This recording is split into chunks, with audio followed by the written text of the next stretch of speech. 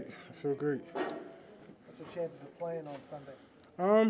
My chances is high, but we're just trying to see how the practice week go, see where the tolerance is at, seeing what measures we got to take to see how we're going to play this game. Any limitations?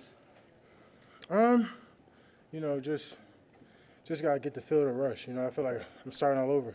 My lungs was hurting out there, so, it's basically like I'm restarting my season all over again, so it's just going to be an interesting week. But you are going full speed and everything now? Yeah. How difficult was it just to watch the last couple of weeks? I mean, obviously, I feel like it's tough just because I feel like I can make an impact in those games. Played Kurt before, had a lot of success. 49ers, tough watch. I think in those games where we losing by 6 points, I definitely believe I can make a difference in those games. 6-point game, you telling me and D-Law can't make a difference, extra stop in 1 point in them games, it's hard for me to believe that we can't. So, my goal is, if I'm up this week, to go out there and prove that. What's the biggest challenge slowing down a guy like Saquon Barkley the way he's playing lately? Yeah, man, honestly, it's just tackling them legs. I know it's tough. That's like a big brother to me, but, at the end of the day, I know he's going to come with it. I'm going to come with it, so it's going to be an exciting matchup. Where have you seen him grow his game? You've seen on the field? To both points, honestly, it's his confidence, bro. I'm not saying, and I said this on the pod, I'm not saying his confidence in what he believes in, but confidence in people want to make the right blocks. He's just playing his reads. He's playing running back so peacefully. And, a lot of people doubted that he would have that success, but you kind of say, man, just like his rookie year, you kind of put the weapons outside of him.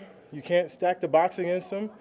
I mean, let's be real. When you play the Giants, you play 8 in the box and say, beat me with your weapons that you got, So, now that he got some help out there, man, I mean, it's been night and day difference. And, you couldn't be more happy. Same thing with McCaffrey. Can't stack that box. And you see what McCaffrey done to this NFL. So, when guys, them good backs get into them good systems, man, it's always good to see people succeed and get back to where they were at. When you initially got hurt, did you think it'd be this long, and what's been that process like? Honestly, I didn't. Man, as soon as I got hurt, I was like, man, I could come back against Detroit, right? I get it. Like, I got my 1 week, and then, realizing that my injury is more significant than I thought. And, the team thought when I got the MRI, it was challenging. And then, obviously, everyone's different. The healing process was different. I thought, known as a fast healer. So, obviously, I didn't want to go on IR, but, looking back at it, I probably should have, So, it's a tough place to be in, honestly, because, I couldn't even get on my toes, for 3-4 weeks. So, it was constant battling. And, I'm just happy to be where I'm at. How frustrating of belief and confidence in this locker room still? As people keep coming back, as I said, I've been here before without Dak Prescott. I've been here. Obviously, we always had a lot of success, but in terms of injury, losing D-Law and guys like that, I kind of been a part of it. We lost Randy, we lost D-Law. I had to step in and fill roles. And I think recently we're starting to see the difference in those young players with their reps and their scheme, and everyone's growing confidence. Yeah, we're losing by, close margins, but I believe that's going to pay dividends towards this back end. I know you play without Dak, but being out and the season going the way it's going, and now you finally get to come back and he's out. How frustrating is that, though? Because you thought maybe if I come back, we can make a run, and now you're. Shit, I still believe we can make a run. I've seen what Cooper Rush can do. That's it's a good boy right there. You know what I'm saying? Like, Cooper Rush got a lot of talent. He won games for us by just doing the basics, just playing good football. So it's not like he can't do it. I got full faith in him. We won four out of 5 games with him. So to have that understanding or think that he couldn't do that again, especially look at the stretch he had when we did it. We beat the Bengals, who was a good team, and Jets. We beat good. I had a good run towards there with Rush. So I got full belief. And it just so happens that when I'm coming back, Dak isn't. So maybe that's what God had intended. Mike, are you at a point where you need to see how you feel tomorrow after working out this way, or do you think I just have to go full go. I got to be back in pads. I got to make my game-like movements. At the end of the day, you don't want to put bad film out there. you don't want to go out there being limited. People might see that and try to attack that. They're like, oh, he's trying to brace for his leg, or he's limping, and you just don't want to be the person that's holding the team back. So at no point where I feel like I'm holding the team back would I ever put my team in that position where I'm not playing good football. Do you think you can come back and play as many snaps as you played before getting hurt? Yeah, once I'm playing, I'm playing. That's just a competitor to me. I was banged up plenty of times, and I'm just like, man, once I'm competing, I'm competing. It's hard to restrain that. It's fully healed, though. I mean, it's just a matter of getting your timing and stuff down. But the ankle's fully healed. Yeah, you never high ankles, those lag on, and the more you cut on it, you bang on it, but you just build a talent. It's just one of them things. As you prepare for the Eagles, obviously you have familiarity with Saquon and with the Eagles' offensive personnel, but as you prepare this week, do you see that they're doing anything different? We see some of the Kellen Moore elements in there? I wouldn't say they're doing anything differently. I think, they got a running back. I think they're trusting their system. They know they got explosive guys. They can create explosive plays. They're doing a good job managing the clock. Jalen's doing a good job. They're still using Jalen's legs, even though they got Saquon. And obviously those outside pieces is two of the most dynamic pieces in the NFL. So, I don't think they're doing anything different. I think this is the same Eagles team. But, that Saquon Barkley factor is paying dividends for them. Did you text him at all after that little jump that he made? No. It's a rivalry. That's big bro, but I know he knows. Like when it's on game day, we ain't friends no more. How do you rate that backward leapfrog? That was tough. That was tough. I mean, bro, he's always been that exciting. He was a big part of the reason why I went to Penn State. He was so exciting, obviously from Whitehall, and kind of just preaching me, man. You take the right steps and do the right things. Good things can happen for you. So, man, it's been exciting to see him over these last. What text did you send to him? Huh? No, I ain't texting. You I ain't didn't text texting. him and say anything after? No. I can't, boost his head up too much. If anything, I'm like, I hope you shut that shit down this week, at anything. You've been watching this team. What has excited you about the defense? You talk about them taking steps. I know Carl Lawson had a couple of sacks. Yeah, the run game, Demo, you see a lot of Chauncey's gaining confidence.